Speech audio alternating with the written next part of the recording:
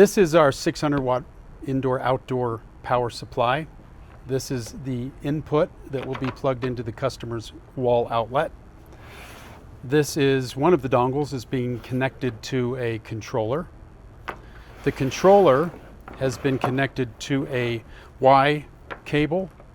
In this hypothetical situation, we've got an upstairs or a dormer and a downstairs. So we've split the line into two separate runs. We'll talk about the upper Y connection first. On this side of the Y, we have a data booster. We are pretending in our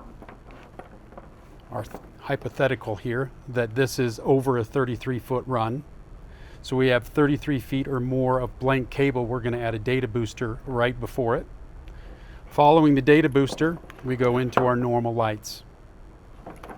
Our other side of the Y, or the lower level of the home, has gone straight into a light set, a full 8-piece light set, followed by a single, representing the need to use singles to try to meet up the right lengths for particular architectural features in the home.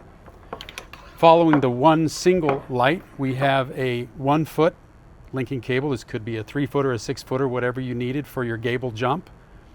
Following that, you jump right back into the lights. There's one other component that you may use once in a while, and that is if you are running more than 200 lights on one system, then you would need to have a power injection. These would go somewhere along the way, like between a linking cable and the lights. Then you would have this cable that offshoots that you could then hardwire into a power supply on the terminal using these wires, or using waterproof materials, hard wire or splice in a connector to connect to the power supply. And this would be called a power injection.